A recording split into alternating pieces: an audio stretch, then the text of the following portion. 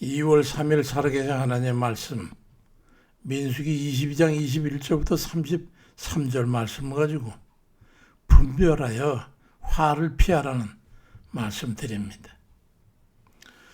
우리는 요즘 변화의 속도가 워낙 빠른 그런 시대에 살고 있어요. 도저히 쫓아갈 수가 없어요.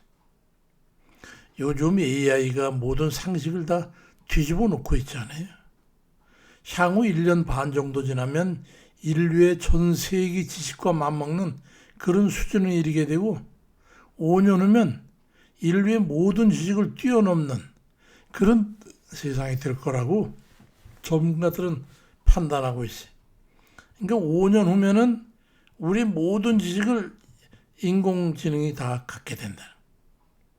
그러니까 어제의 상식이 오늘이 구식이 되고 인공지능과 첨단 기술이 우리 판단을 대시해 주는 것 같아서 나중에 컴퓨터에 물었더니 세상에 신이 있느냐? 그랬더니 있다. 어디 누구냐? 그랬더니 내가 바로 신이다. 뭐 그랬다는 그 유명한 그 이야기가 있잖아요. 우리는 그런 착각 속에 살아가는 거예요. 그러나 기술이 아무리 발전해도 우리 인생의 근본적인 옳고 그름과 생명과 사망에 대한 이런 길을 분별하는 건 오직 하나님 말씀 외에는 없어요. 영적 분별력이 필요한 거지. 주 뜻대로 행하는 삶과 기도로 하나님의 도우심을 구하는 길은 그 만난 좀 오늘 그 시간이 좀 되시길 바랍니다. 우리의 모든 삶은 성령의 인도함을 받아야 돼요. 주님께서 마태복음 16장 2절 3절에 예수께 대답하여 이르시되 너희가 저녁에 하늘이 붉으면 날이 좋겠구나 하고 아침에 하늘이 붉고 어리면 오늘은 낮이 굳겠다 하나니 너희가 날씨는 분별할 줄 알면서 시대의 표적은 분별할 수 없더냐 말씀하고 있어. 우린 좀 뭐 묻게 되면 AI한테 다 묻습니까? 다 대답해 줍니까? 어림도 없어요. 할루네이션이라는 게 엉뚱한 소리 해야 된다 이 말이에요.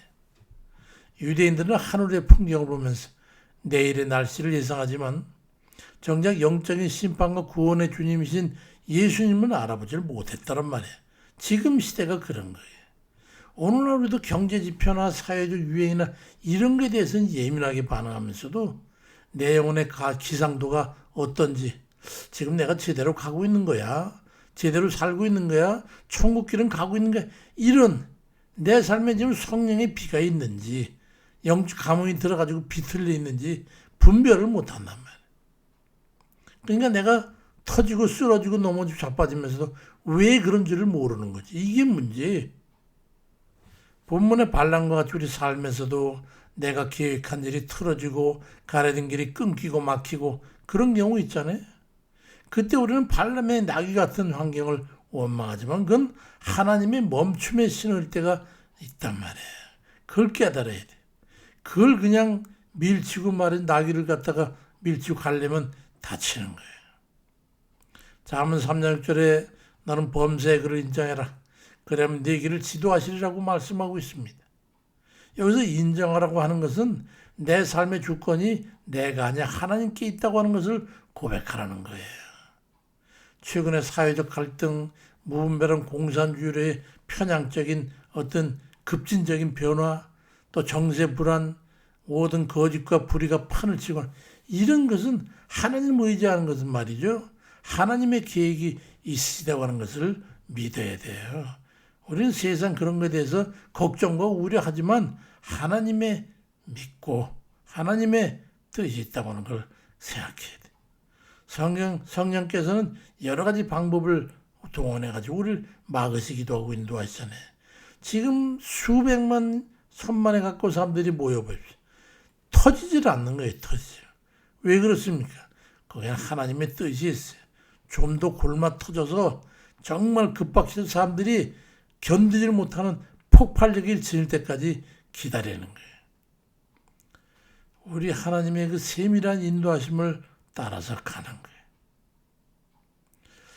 존 버녀는 철로 역정에서 분별력이 없는 열정을 깜깜한 밤에 고삐 풀린 말 타고 달리는 것과 같다고 했어요. 어떻게 되겠습니까? 열심보다 중요한 건 내가 지금 옳은 길 위에 서 있는가 하는 올바른 판단이 중요한 거예요. 분별력이 필요하단 말이에요. 그런 능력은 바로 주 성령께서 권능으로 우리에게 기름 부어줄 때 깨닫게 되는 거예요. 그러므로 해가지고 우리는 영적으로 깨어 있어야 합니다. 성령의 인도하심을 얻기 위해서는 하나님을 향해서 영혼의 안테나를 곤두세워야 되는 거예요. 하나님의 교통이 끊어지면 우리는 금세 오리무중의 상황에 빠지게 돼요. 성령께서 가지 말라는 길을 가고 후회한 적이 얼마나 많습니까? 이거 하나님께서 가지 말라는 건데 말이야, 후회하죠.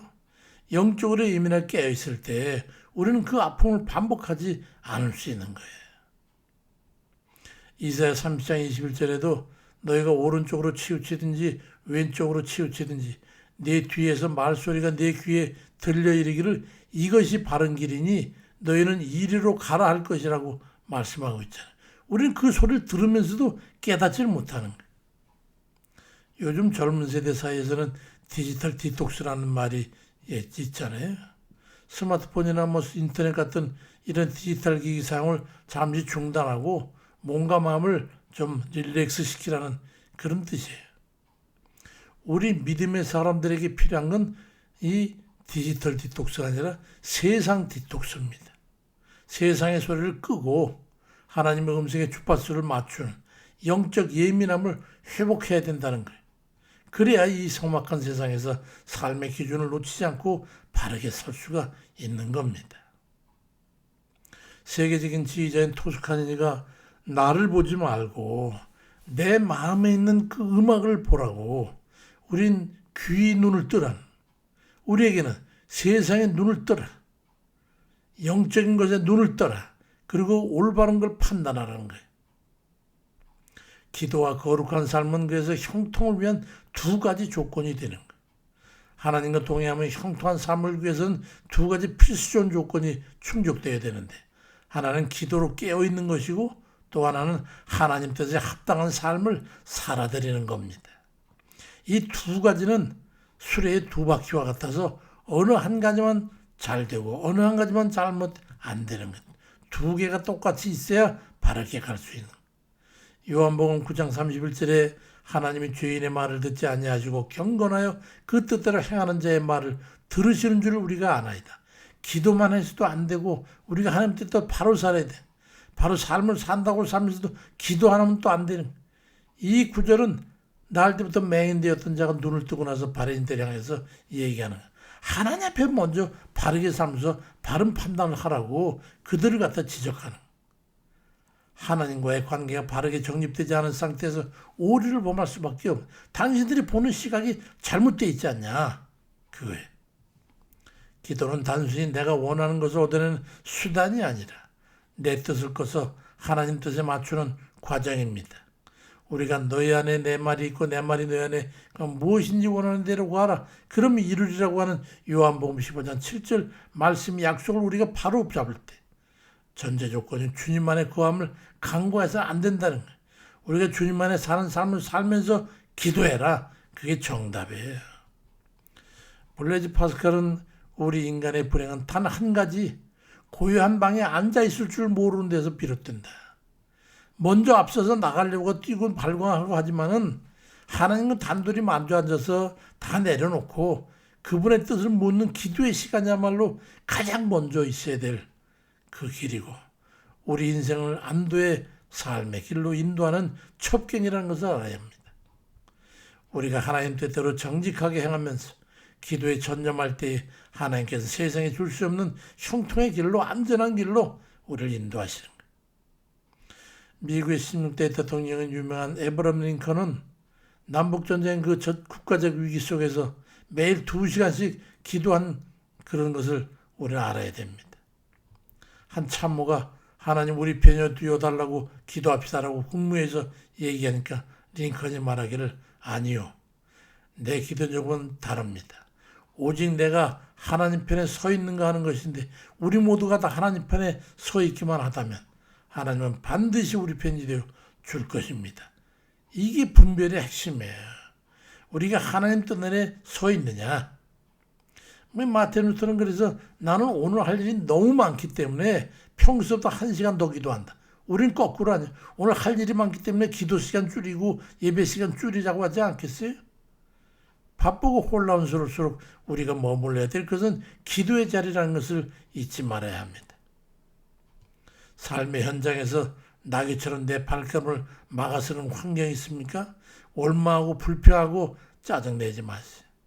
영적으로 깨어있다 하나님 뜻을 분별합시다. 왜일까? 무엇일까? 내가 기도했지. 근데 기도했는데도 이렇게 막혀? 뭔가 이유가 있을 거야. 이 생각하는 거야. 현재 발걸음을 내쳐 나갈 거냐?